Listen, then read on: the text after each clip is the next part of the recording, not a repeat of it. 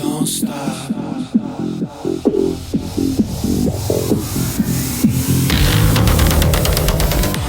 Hi, thanks for joining me on the Everything and Anything and a Bit Gay podcast. I'm Zach Randall-Friedman, your host. And today I have not one, but I have two really great guests, and I'll tell you about them in just a moment. But before I do, I wanted to tell you that New York City Pride is coming up this weekend, and I wish I was going.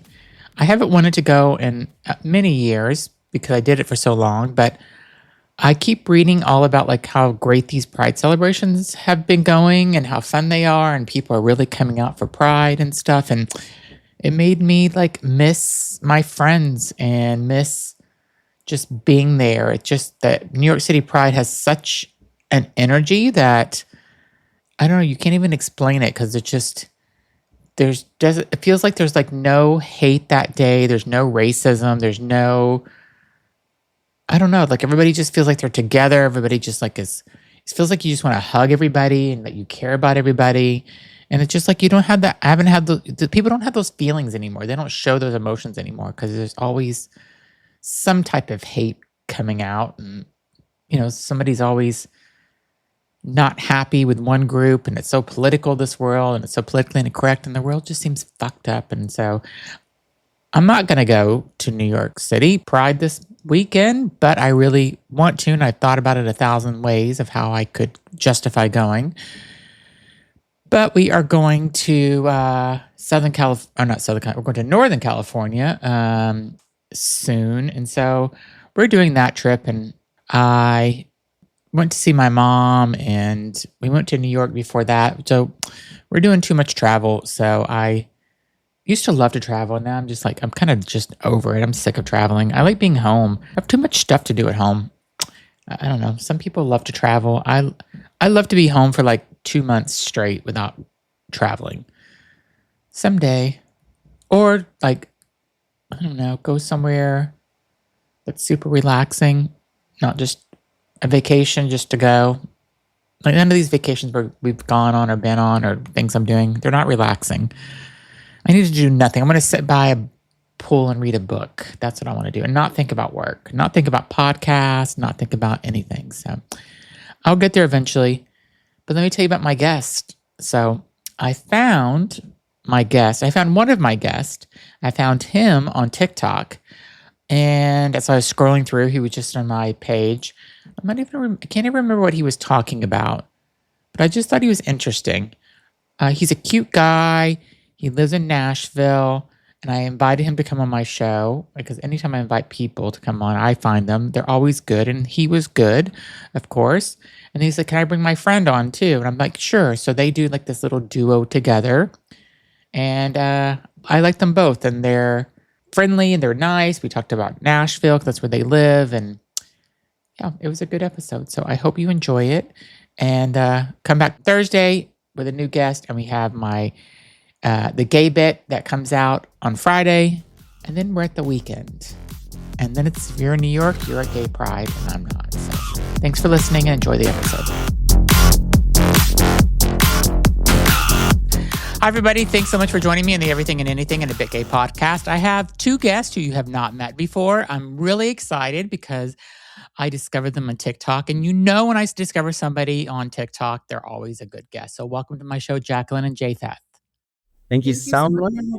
Thrilled to be here, Zach. Mm-hmm. So I want to know how you two met. How are you friends? Sure.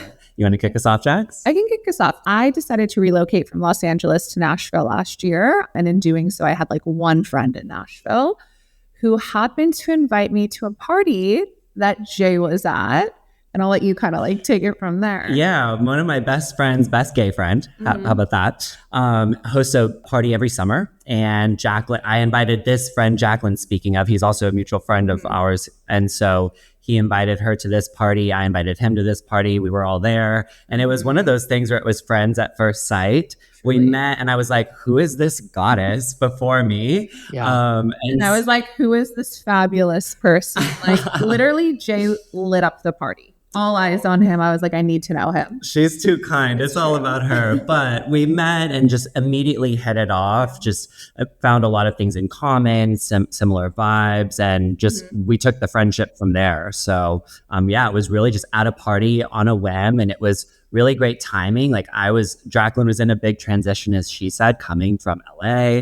I was actually in a big transition with some friends and kind of changes in my social scene. And it was like almost a little bit like destined, like union of sorts, you could call it. But yeah, besties ever since. I want to talk about the change in social scene, but before I do, I want to know, I know you're young, but what is your skincare? Because you both have amazing skin. So I need to know like what the secret is other than just being young. Oh, you go first. I'm using Revision skincare. Shout out. I use everything Revision skincare. Okay. It also helps to have some tinted moisturizer to smooth things out on camera. But appreciate you. What's the tinted moisturizer you do? Because I bought some. It was supposed to be like SPF, but I felt like it looked like it was like cakey, sticky. maybe. Yeah. Well, Jacqueline uses a good one. I think It Cosmetics. Yeah, I use the It Cosmetics one, which is like amazing. What is it called? It Cosmetics. Oh, okay. It's just like their skin tinted moisturizer. I live by it. Yeah, she always wears that. It's a great one. And then I'll also use tinted SPF by Revision. They have a matte one. Yeah. And that helps with some of that like too, because I've tried some where I'm like, this is just not, it's not a good look. So yeah.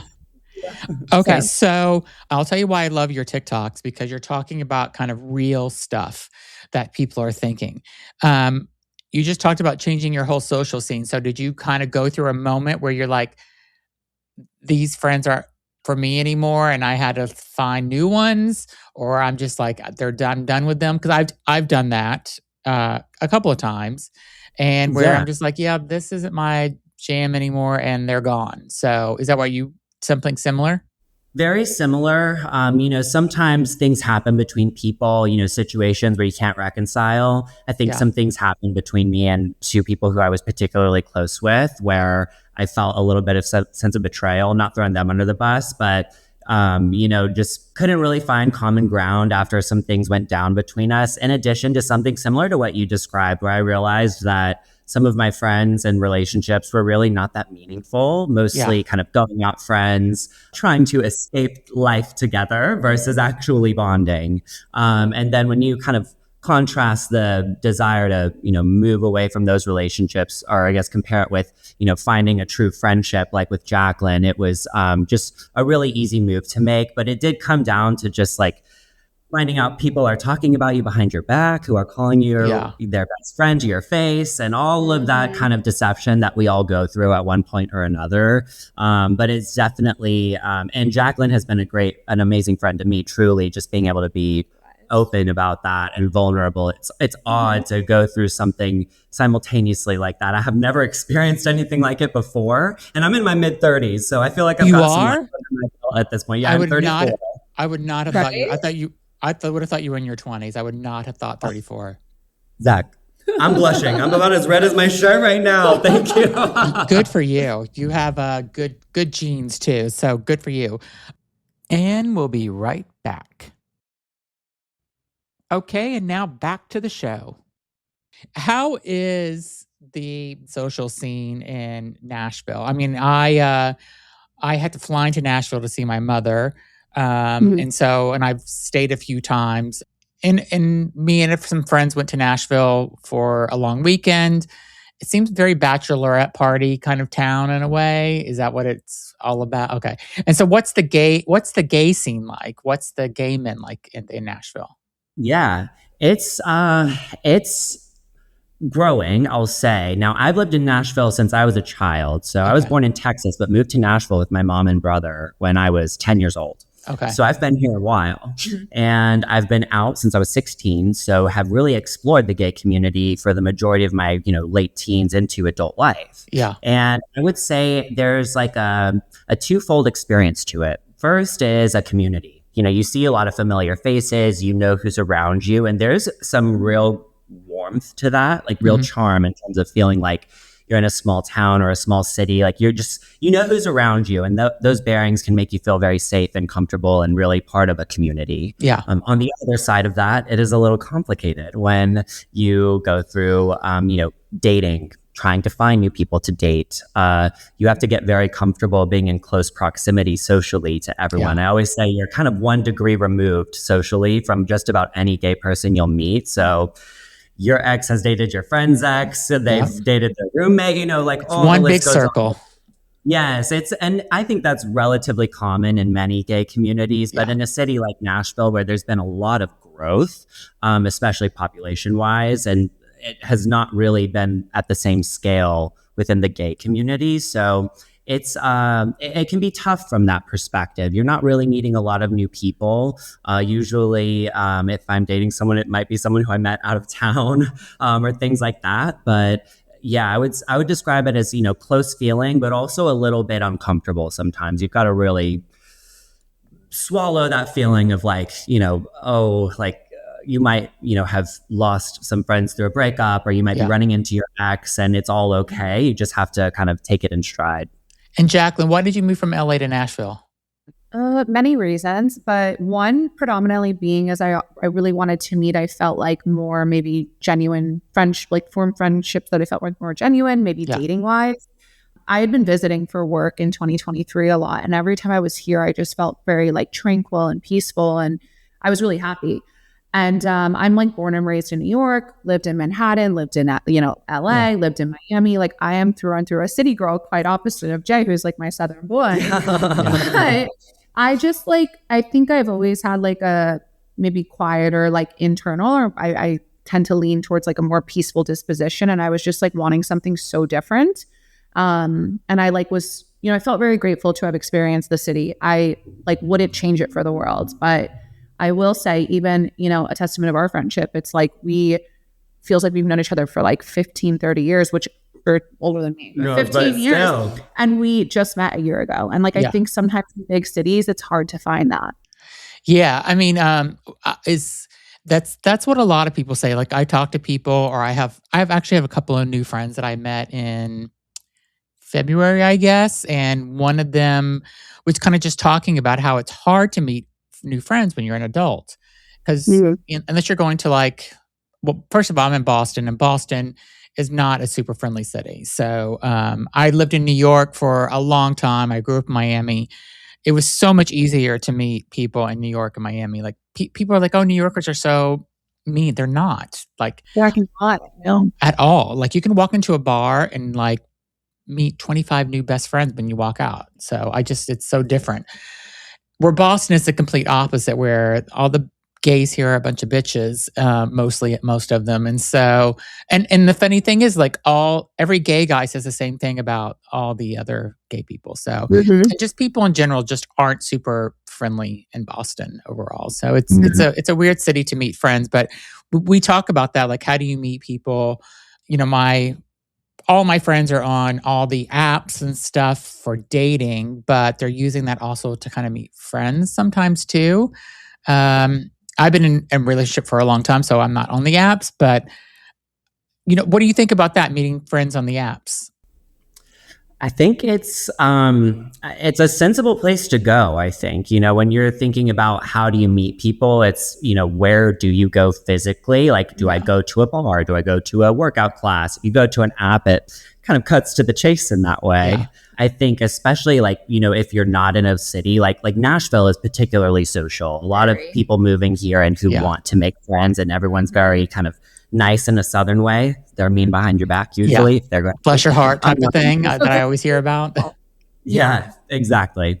And so, but I think with the apps, it's an interesting take that Jacqueline and I kind of share on dating, which is, while most people date with the intention of finding a relationship, sometimes dating can end up, you never know where a relationship will end up going. It could turn into a friendship. It could turn into a professional opportunity, whatever it is, could be anything. I think I personally have not taken to apps to meet friends, but I have or I guess as my intention, but I have made friends through them. So now that I'm thinking about it, and it's just an easy way to kind of expand your pool of people that you're around. So I would say it's kind of a sensible place to go, although you do have to sort through some noise, at least on the gay end. I think there's like Bumble BFF for straight people or something like that. I don't know. No, it's for gay people now too, my friend told me. So it's for gay people too. And there's a thing here. There's the thing here called Out Close, where you go and sign up. And I did it, and I met a couple of friends this way, where you sign up for it and you go to a dinner on Thursday night, and you kind of pick like the level of food costs that you want to do. So if you want to go cheap or more expensive, the age group that you want to have, and then there's a couple other things you can pick. And they like literally, you go and meet like 5 people you've never met before, and you have dinner with them. And I met 2 people through this app. I don't know if it's in every city, but it's here. I think it's in New York. And it's really an interesting thing. So because it's like, it's meeting new people again as an adult is not super easy. So absolutely. Yeah. Especially like when you think about meeting people, it can sometimes be like out at bars or like, it's hard to find like a shared activity where you're all like the playing field is level. And I think a dinner is a great way to do. I think that would hit in Nashville for sure. Well, now so the 2 friends that I made through this Out Close thing, we now go out every Thursday. We go out to dinner, and then we go to this same bar that's in Boston. And then we have made so many friends now. It's like a whole group of people because I'm not single. So if I go up to somebody and say, my friend thinks you're hot or whatever, and they reject it, like, I don't care because like, it's not for me, it's for my friend. Yeah. And so mostly, I also have another take on gay guys in Boston because I thought they were all, not so friendly. And they actually, a lot of them have become more friendly. So I don't know. I'm mixed about them still, but... Well, and I feel like that's the thing. I mean, Jacqueline's the New Yorker of the 2 of us, but that's like my second home at heart, even though I've lived in Nashville almost my entire life. But I feel like what people say is like New Yorkers might be like a little gruff or abrupt to your face, but there's truly like such good-hearted people. Yeah. And I feel like in the South, maybe in LA is what I've heard is like people are nice to your face and not nice behind your back. Yeah. So I could see the same thing applying in Boston, like big city where it's like might be a little bit of a rough exterior, but really deep down, it's like there's some really good people out there. Yeah, and not to say everyone in the South is fake. There's some excellent people out here, but yeah. Well, the thing with Boston is like a lot of people that grow up in Massachusetts never leave, not even for school, or they'll leave for school and come back. And it's such a Puritan thing that they're doing here. It's like very, I don't know. It's just, I can't figure them out totally. But again, I'm giving them a chance. Yeah. I've had people on my show, other gay guys, and I was doing a series of like local gay guys in Boston, and they all say the same thing about them. So, and then one of our mountain bars, I'll say, well, why are the gay guys here so unfriendly and so bitchy? And they're like, I don't know, but I'm not. And I'm like, okay, yeah, you're not now, but I bet you if I did see you. Well, I wonder if it's kind of a reason similar to women and like why women and gay men get along so well is because there isn't any competition. Like, I wonder if it's the same thing where it's like, we're not going for the same guys or whatever. Whereas like with gay guys, it's like there is kind of like well, who are you dating or who do you want? Like, I wonder if it's an inverse relationship kind of thing too. But I would assume, because you're in a relationship that would not really apply, or there wouldn't be as much a competition. Yeah, that's why whenever I walk up to people in a bar and I'm like, listen, I'm not into you, I'll tell them like I'm my friend is, but it's not me. Yeah. Like, and they're like, oh, really? Like, who is it? And I'll show them, and maybe they're interested. And if they're not interested, I'm like, come over and say hi, meet new friends. And most of the time they'll come over, and before you know it, we're doing shots, and then it's 2:00 in the morning and we're all hungover the next day. So yes, the party ensues. I will say that's a good wingman. Jacqueline is that too. Jacqueline is always everyone's hype girl. She will talk you up. She will wingman, or wing woman, however she needs. That's a solid sign of friendship, I think. My goal is to be a matchmaker for one couple, and I want to either ordain the wedding or make a good speech at the wedding. That's my goal. So if I can do that one time in my life, I'll be very happy. I think you're going to do both. Yeah, that's a beautiful goal too. I was so close to it where my 2 friends were together. They were going to get married. I was going to ordain the wedding. And then they decided to open up their relationship 6 months before they're going to get married, and it crashed and they broke up. So Oh, that's a tough time to make that decision. Yeah. I don't know what they made it 6.5 years without opening it up, and then opened, and one was really took advantage of it and went all out, and the other one was like, yeah, I'm not really into this, and that was that. So Yeah, it happened. I want to know if either of you are dating right now. I'm currently dating. I have a boyfriend at the moment. Okay. And did you meet him since you moved there? Yes. He's Nashville based. Okay, awesome. And what about you? I am single. Okay. I would say I'm like actively dating, not anyone in particular, but I am like single and out there meeting guys and things like that. Yeah. Mm-hmm. Anybody you're dating that you kind of like, maybe thinking it could go further? I don't know yet. No one that I've really reached that point with. I did meet someone recently who I think like could be there. And here's the thing is on paper looks great, but the connection, it's like I just met this dude. I can't believe I'm even saying this out loud, but like I feel like on paper it could make sense, but now it's kind of up to see like, is there a real connection and like real alignment? Like I think that's where a lot of people run into issues. Is like you can find someone who just seems so great, everything you've wanted, and then you meet them or you pursue something with them and very quickly find out like, oh my gosh, not for me. So yeah. So I have to ask you a question about dating and that gay guys in the Nashville area. So my good friend is on every app possible, and he lives in New York. He's meeting guys. Good. He's talking with them sometimes for 2 or 3 weeks before they meet in person. One guy just completely, after 3 weeks of talking and not meeting, ghosted him, stopped. Sent him pictures of his dick, of his face together with his dick, like the whole thing, sent the whole thing. Oh my God. And so I think the guy was like totally like a catfish and fake. I think he was like, that wasn't him. That's why they didn't meet. That's what I think. Or he meets a guy, they hang out for like a month. My friend ends up borderline in love with him because they hang out all the time. And then the guy's like, yeah, I don't want anything serious right now. And then like just wants to be friends. So are the guys in Nashville doing the same thing?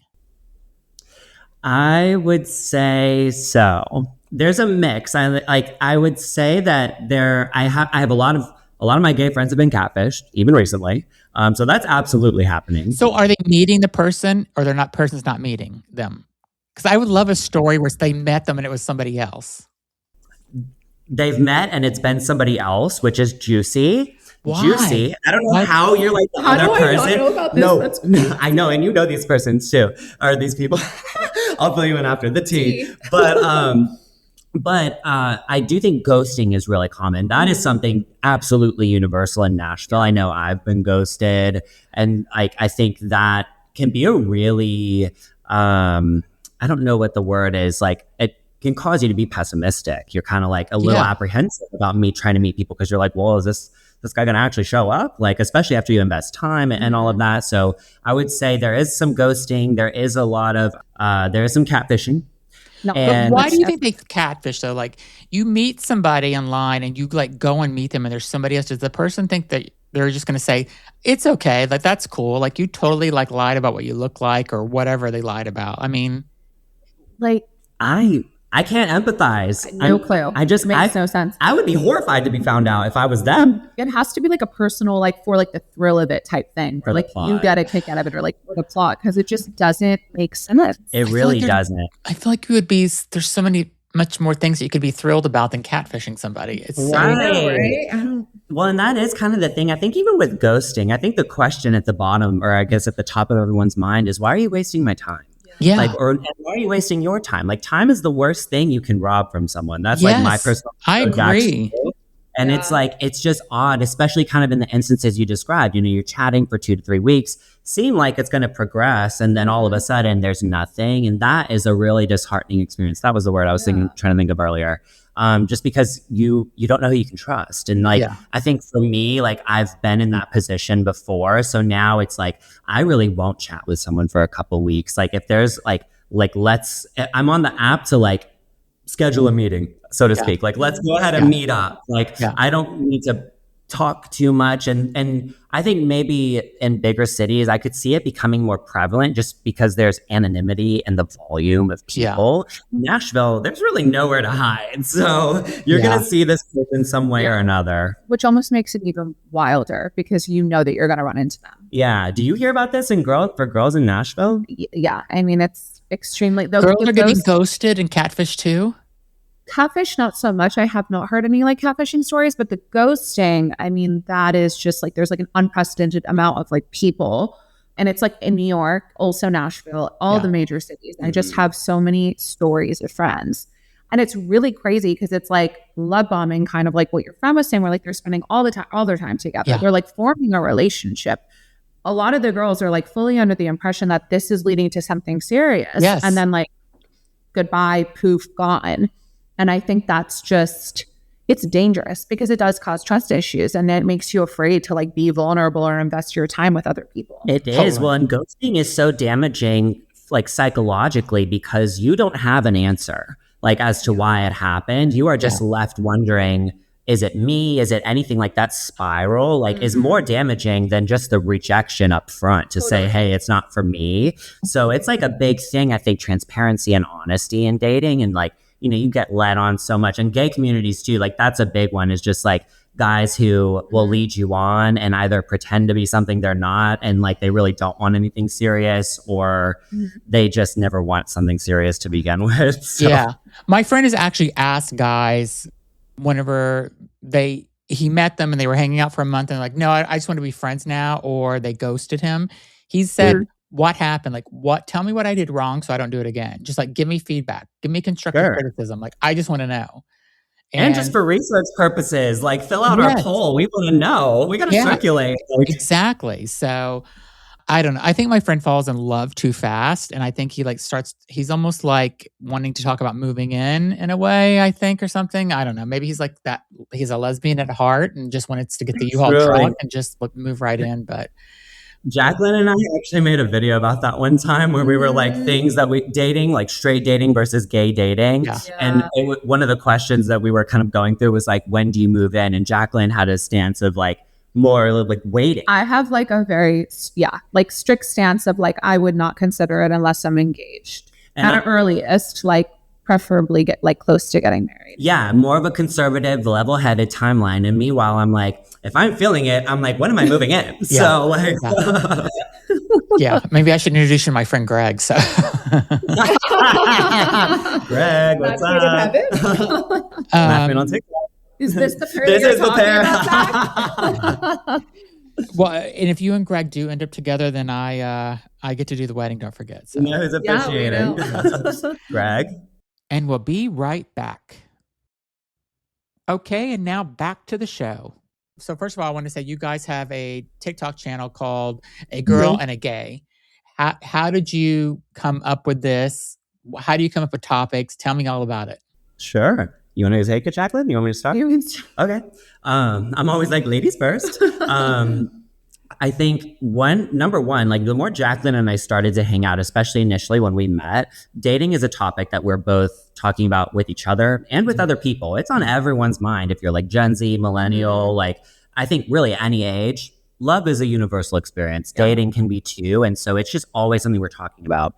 Combine that with Jacqueline had a very established social media presence on Instagram, same on TikTok, where she was already kind of active on those channels. I was not as active, but she was like, hey, would you want to come on my TikTok one day and like, let's make a video about like dating, like a girl and a gay, because we both value each other as women and as gay men. Like we are used to having friendships with that kind of dynamic. Just like best friends at the time. And Jay is so like amazing. And I was like, he needs to like be in a video and come on camera with me. And like, I knew it would be up his alley. So I basically just asked him to film a video with me. Then I posted it.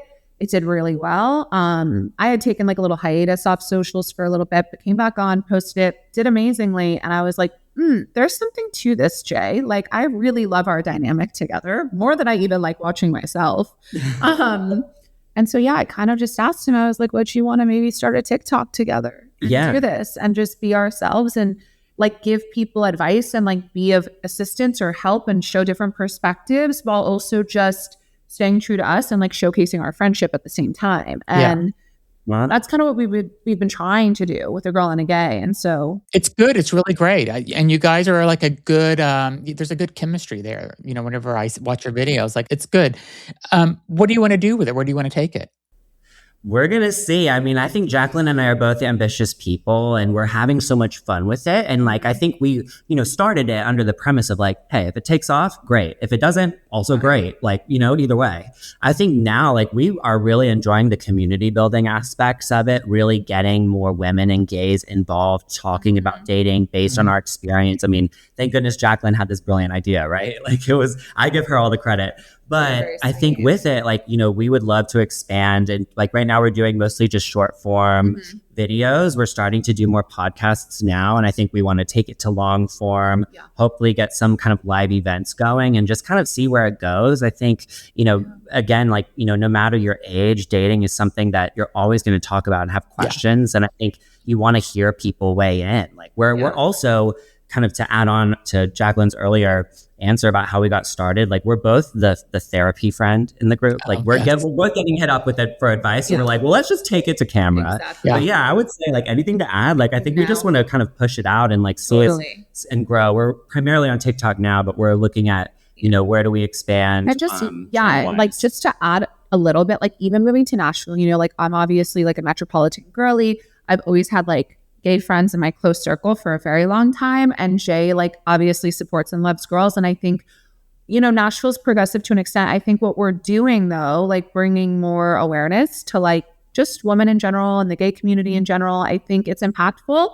And like there is a mission behind it, too, because it's still not quite as maybe progressive as you would see in other areas. And so I think like we could have a bigger voice in the region that we're in, which is like really useful at this point. Yeah, I was going to ask you about that. Like you're living in a red state. So how is that? You're from Miami, New York, LA, all very, well, not Miami anymore, I guess. I don't know what Miami is anymore. But, you're coming from a very, liberal areas. And now you're living in Nashville. Well, I guess Nashville's kind of like the liberal, it's kind of liberal. Yeah. But you're living in a red state totally. So in Tennessee. So how was that? How was that moving there, Jacqueline? Like moving into a red state? Well, so it's interesting. I think the group that I've like immersed myself in and that I've surrounded myself with is like not what you would stereotypically think of moving to a red state. So I think it's truly like, Jay's one of my best friends. Our friend who we're really close with is like the most like pro-woman, like best dude you're ever going to meet. Like we always say, he's probably the nicest, amazing straight dude on the planet. Yeah. Truly. My other girlfriends are all from LA here. So it's like, and then I have some, of course, like friends from Nashville too. They're like incredible people. Yeah. But I think like, I do need to curate, like I've curated and like I like curating my circle around people where I feel like they are, they have a more like accepting, more like kind of a liberal mindset, I would say. Yeah. So I haven't noticed it too much. I've just noticed certain instances where it's just still not, with Jay in particular, that have like freaked me out. And I'm like, it's still definitely just not like New York, whatever. Yeah. Yeah. I tried to interview a gay MAGA guy. It didn't go well. So it just, we have a few of those here. Yeah. I don't totally get it, but I want to get it. I want to understand, but I just don't get it. So tell me about what's the reaction that you're getting? And I need to know what kind of DMs are you guys getting? You guys got to be getting, even in your separate accounts, what's the DM situation DMs happening? are off the charts. Yes, talk about dating. These men, the DMs. They're bold on TikTok, I will say. Give me an example of a couple of them. On my account? Yeah. It's this, I run the risk of sounding big-headed here. This is not it. I'm asking, and so just I have seen you DMs. I can attest to this. Well, men are bold enough to drop comments complimenting me in some really direct ways. Yeah, and they bring that energy to the DMs too. I've gotten a lot of phone numbers, a lot of guys asking if I'm single. I've been asked on a few FaceTime dates. Like, I am no stranger to that kind of activity, but it has surprised me like how commonly it's become on TikTok. Yeah. He's being coy. Like he gets hit up way more than you would probably even like he's just still developing and growing. I mean, his DMs are insane. But you got to be and wait till like you get a little bigger. It's going to continue to grow and stuff. Like there's going to be a point where you're not going to be able to even look at your DMs anymore. And what about trolls? Are you getting trolls sending you stuff too? For me? Yeah. Honestly, no. Like I've had a few comments here or there where people might disagree with the topic of a video, but no one reaching out like hating on me or anything. I'm expecting it to happen at some point. Honestly, that happens to me plenty in real life. So I'm prepared. I'm like, oh gosh, yeah. Like what? Give me an example of that. I'll break it down for you a little bit. Kind of back to Jacqueline's kind of tagging on to what's it like here as a gay person. Like for me, like growing up in Nashville, I was born in Texas. I lived in Nashville. Like I've always been a Southerner. Yeah. And I come from a Mexican family, which is very conservative. And so I dealt with, kind of that end of things with my family. But in public, like I remember when I got to middle school here starts in 5th grade. So I was 10 and like the bullying started like first day of middle school and has proceeded for the rest of my life to today. I mean, kids like attacking me crazy, calling me names. I mean, that just is something you had to build a thick skin around as a kid. Even as an adult, Jacqueline has even kind of heard me talk about it and also witnessed some of it. Still like, people are doing this? Oh, honey, every time, like every few weeks. Like this is not, it's not irregular by any means. Like Broadway even. Yeah, like when we're the tourists and everyone are. When we're out on bars, anytime I go to Broadway, I get called a faggot. Sorry if I'm not allowed to say that. Oh, you can say whatever you want. People will roll down, like when I'm walking my dogs, I say this one a lot because this is when it mostly happens, but like I'll be walking my dogs. I live in downtown Nashville. People will just roll down their window and be like, you're a faggot bitch. Like all the time. I mean, this is not regular, and it happens to me anywhere I go. When we were at a bar, what I was like alluding to. Basically. Yeah, the most recent example that we've experienced together is we were out at a bar. This is probably 2 months ago at this point now, maybe 3. I was at a bar where like I was just standing there, and like out of the corner of my eye, this guy just throws a beer can like at my head, or like the cap of a bottle like at my head. And then I'm going, the straight friend she mentioned earlier, the Angel, who we love, he and I were going to the bathroom together in this bar. And as we're going down the stairs, 4 guys just look at me and they're like, there's too many faggots in here, and like all that. And that's just par for the course. And like what surprised me is like more of my like masculine guys I've dated in the past, like have never experienced it until they date me and see it happen. But I try to be very vocal about it. Like I'm not exempt from that. Like that's something I deal with every day. And it's why I stay in the South, because for me, like you got to get creative to hurt my feelings, honey. Like I'm like, when they're like, you faggot bitch, I'm like, okay, correct on both accounts. But like, what am I going to do, if I feel like I'm leaving other kids who grew up like me and they need an example? Like for me, I take up space. Like this is my hometown. This is my city and my state. I really hate that though. I really hate that people do that. Like it's like concerning to see, even honestly, like moving, I just like couldn't believe it. I was like, is this really still have you ever thought about leaving and going to another town? I understand you want to stay, that's where you grew up, but have you ever thought about going to like a Boston or a New York or? Oh yeah. I mean, you would not be called a faggot in Boston. Nobody would ever. No. And you would be a tremendous hit in the gay bars here. You would have your choice of men here. Zach, I'm flattered. Gosh. Yes. Come out with me and my friends, and I will get you a husband night 1, most likely. So I'm waiting. But I will say, and Boston guys are hot too. So just so you know, I believe that. I think for me, I have considered moving, mostly New York. I dated a guy who lived in New York for a couple of years. I've been there numerous times. Like if I were to move anywhere, that would be where it makes the most sense. I've got friends there. Like I feel like I would be able to be established. And certainly like what's funny is anytime I go to New York, I go on more dates there than I do at Nashville. Yeah. But I know, shout out to dating apps. But yeah, it's actually a question I have mulled over a lot because I'm in my mid-30s. And so I've built a network here in Nashville that I don't think I'll ever be able to replicate. And that's fine if it's not replicated. It would be different and also special anywhere else. I think about, do I stay and take up space? do I focus on myself and move somewhere? Because like when I will say, like as a Southerner whose real experience in life is how I've described it to you just now, there is like a visible or like a tangible or visceral like weight off. Yeah. Like when I land in New York, it's like there's a lot less tension because I kind of walk with my guard up here a little bit, which isn't probably great for my cognitive health long term. But No, it's not. Like I really, oh God, I want to move to Nashville and like fight back for you and stuff. Like, well, I appreciate that, but that feeling is exactly what galvanizes me to stay. Like when I see, like when I go to the Nashville Pride Parade, especially seeing the city's gay community grow, I cry every year on the city street because I'm so thrilled that I've taken and I know so many people in the parade. Like it's where like because I've been part of the community for so long and I'm active in it. Yeah. And I think like it brings me such pride, and I see the families and the kids and everything. And I'm like, and that responsibility is really kind of what puts me at a fork in the road, deciding to move or to stay, because I don't know that I will change that experience for myself here. You know, the surroundings are what they are. But Tennessee has all these like weird anti-LGBTQ laws are trying to pass too, like all these anti-trans stuff. I'm just like, what's happening there? I think you should consider it personally. I think you would be a hit definitely in Boston and New York. And if you move to New York, I have plenty of friends that I can introduce you to. I can't move without my girl Jax. I need to move too. Yes, and your boyfriend is in Nashville, Jacqueline. Yeah, all right. Well, he needs to look for a job in New York, maybe too. We'll be right back after a word from our sponsors.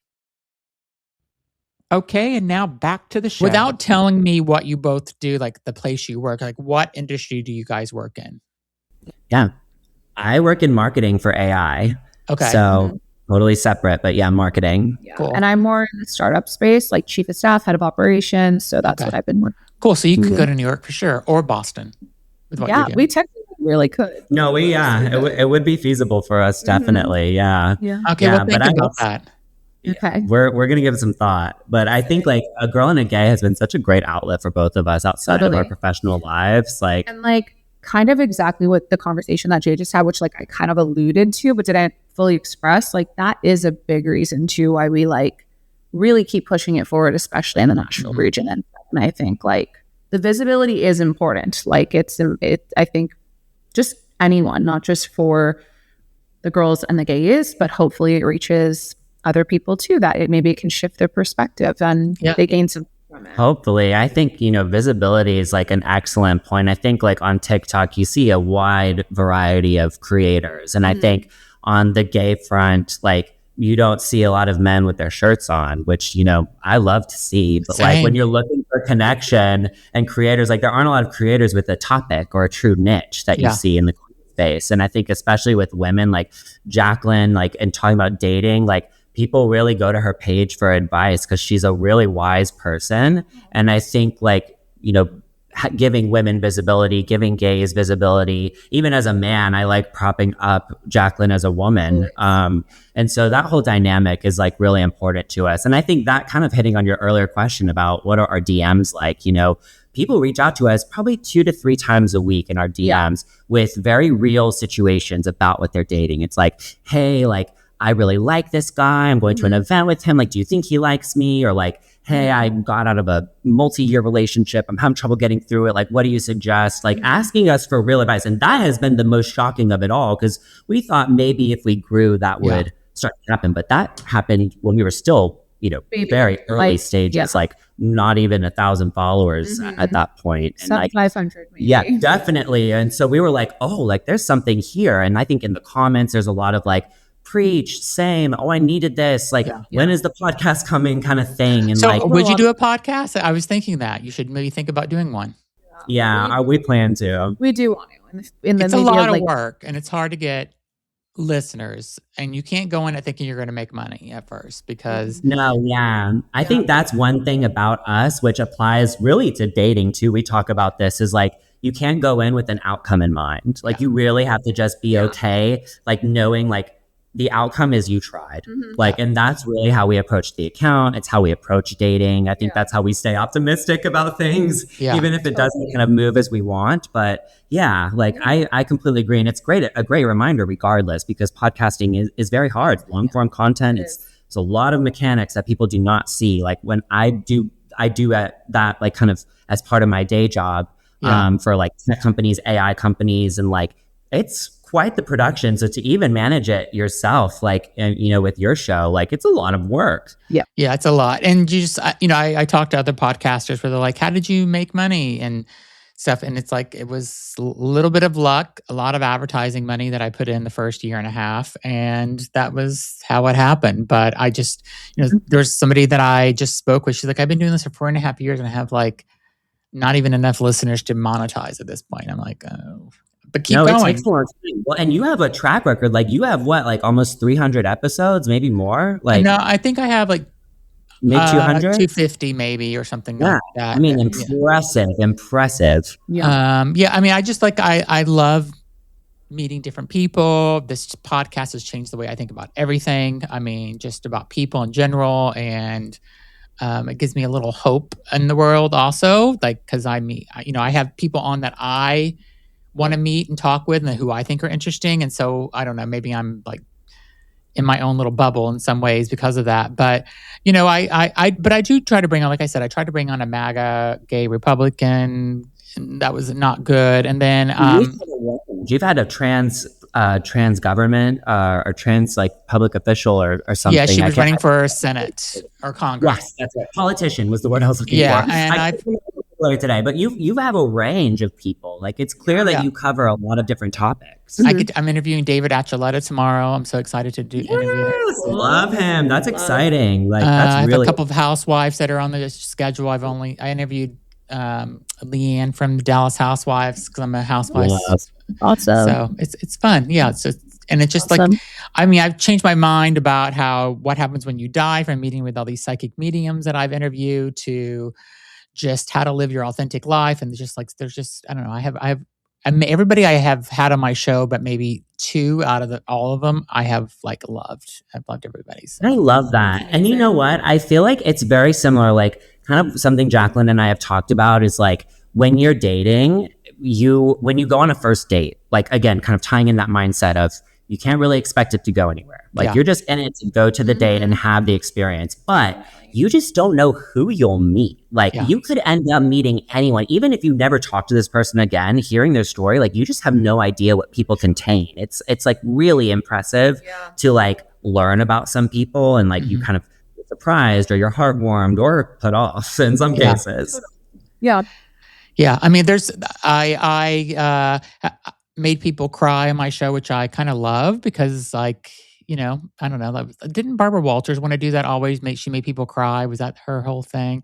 So whenever people cry, it makes me feel like, oh yeah, I did a really good job on this podcast.